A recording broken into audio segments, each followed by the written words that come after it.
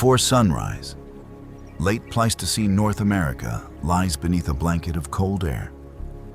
Seasonal grasslands meet low shrubs, scattered woodland, and shallow pools, all wet with dew.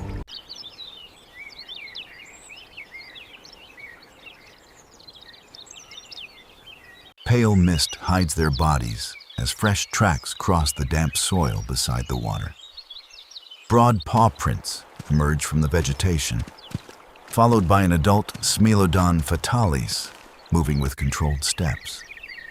It enters the open ground without aggression, revealing a compact, heavily muscled body. Its chest is deep, its shoulders broad, and its forelimbs exceptionally thick above shorter, powerful hindquarters.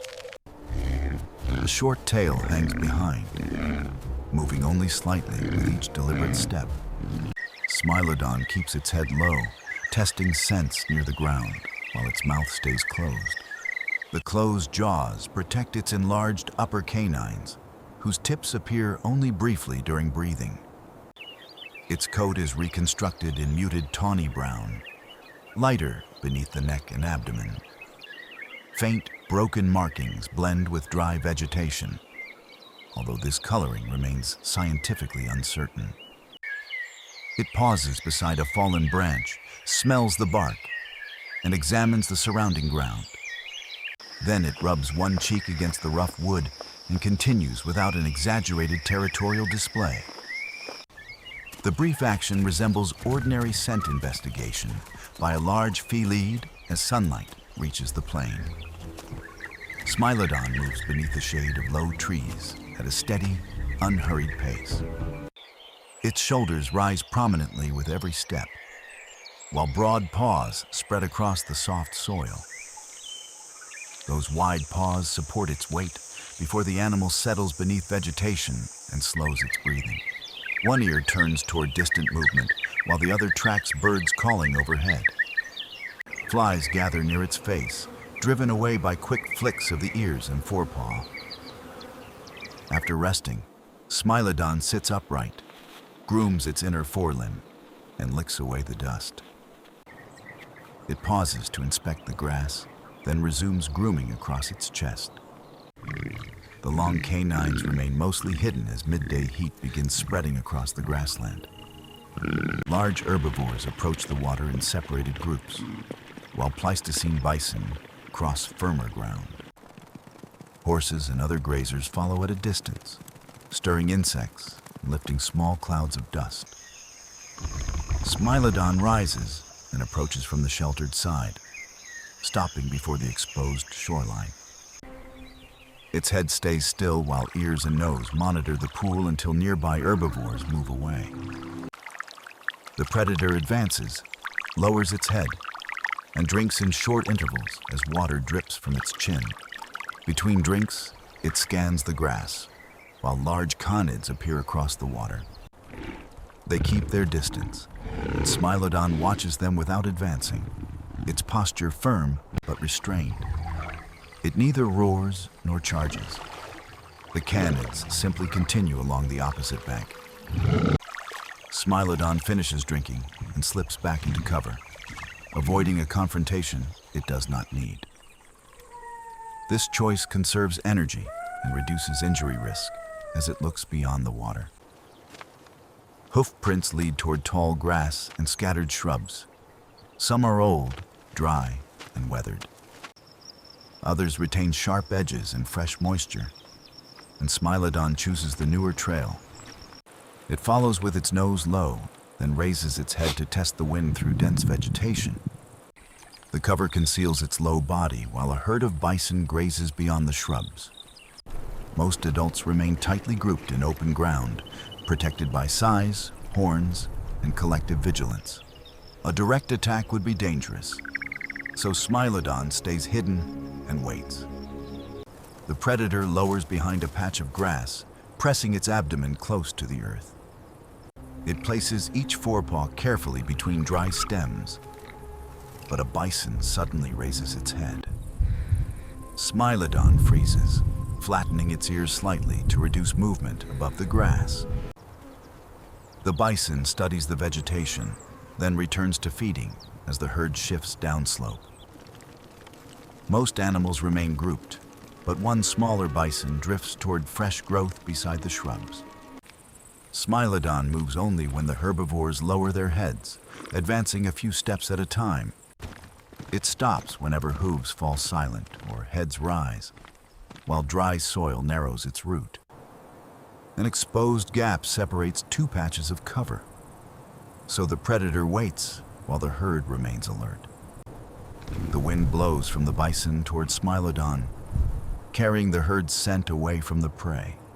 Bending grass briefly hides movement near the ground, allowing Smilodon to cross the open gap. Its heavy body stays low, moving carefully rather than with impossible silence. One paw crushes a brittle stem, and the faint crack lifts the nearest bison's head. The predator becomes completely still. After several seconds, the bison resumes feeding. The smaller animal now stands near cover, several body lengths from the strongest adults. Smilodon begins its final approach, closing the remaining distance through short, measured movements. Its shoulders compress beneath the body as the hind limbs gather under the pelvis. The body prepares for explosive acceleration, not a long chase, as the target turns away. Smilodon bursts from the grass, launching the attack from dangerously close range. Its first strides are direct and powerful, throwing dust behind as the bison reacts. The bison turns toward the herd and accelerates. But the pursuit lasts only moments. Smilodon reaches the prey before it gains speed, planting one forepaw against its side. The second forelimb locks on, pulling the predator close instead of delivering repeated blows. The bison twists to stay upright, but Smilodon's weight and powerful forequarters break its balance. Both animals lurch across the ground as the predator keeps its chest pressed close. Its forelimbs hold firm while the hind paws brace, and the long canines remain unused. The neck and horns are still uncontrolled as the bison falls and continues struggling.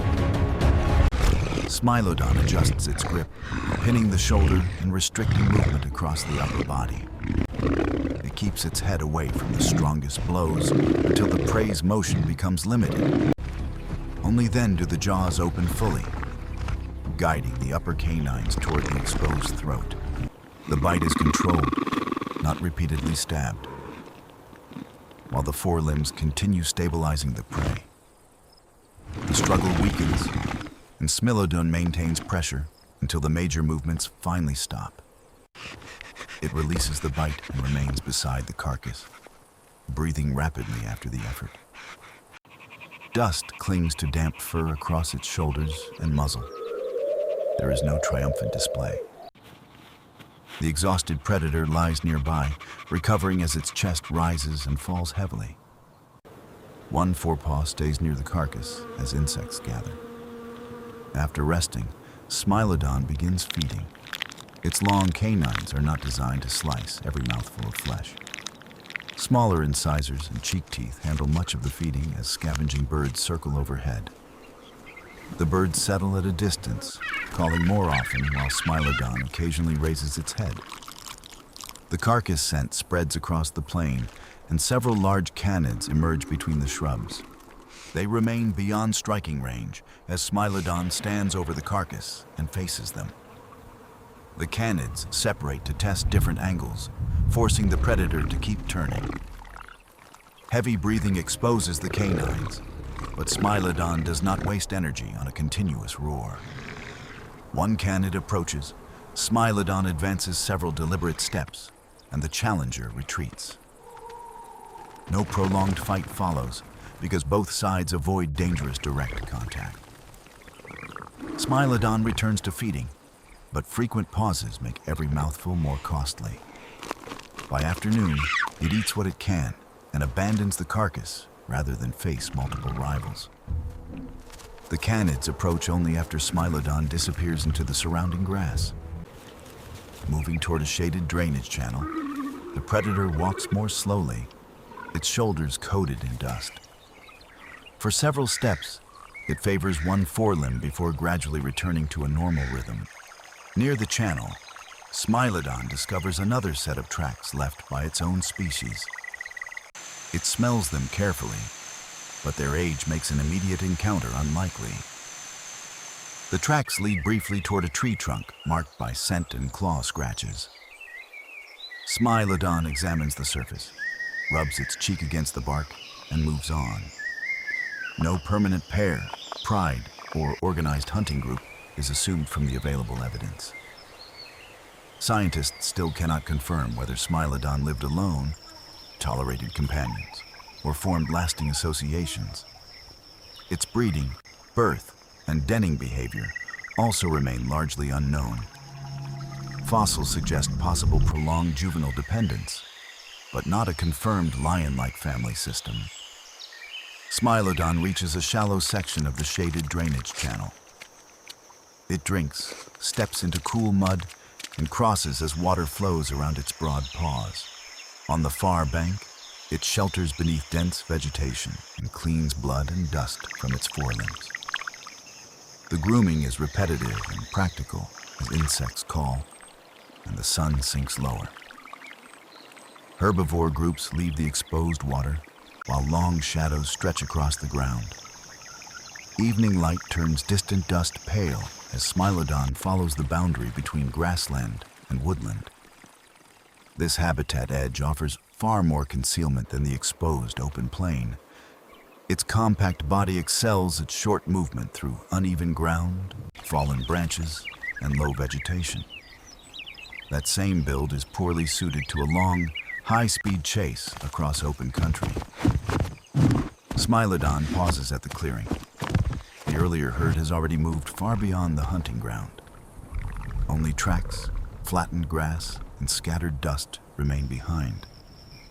Seasonal change reshapes water, vegetation, prey movement, and every opportunity for concealment. An ambush specialist survives only where large prey and close-cover hunting terrain remain available. Smilodon resumes walking between low shrubs as evening wind moves through the grass and birds settle. Insects grow louder near the water, but the predator never looks back toward the carcass. Its outline fades into vegetation, shoulders disappearing first, then the back and short tail. The grass moves briefly in its wake. Moments later, Smilodon is gone. Yet the ancient landscape remains active, with grazing mammals still crossing distant ground. Birds call from woodland, insects rise above water, and wind sweeps across Pleistocene grass. The enlarged canines were only one survival tool. Concealment first brought the predator within range. Powerful hind limbs launched the attack, while its heavy body and forelimbs controlled the prey. Only after the danger decreased did the neck and jaws deliver a precise, killing bite. Smilodon survives not as a monster, but as a highly specialized felid. Perfectly adapted to a complex, competitive, and unforgiving ecosystem.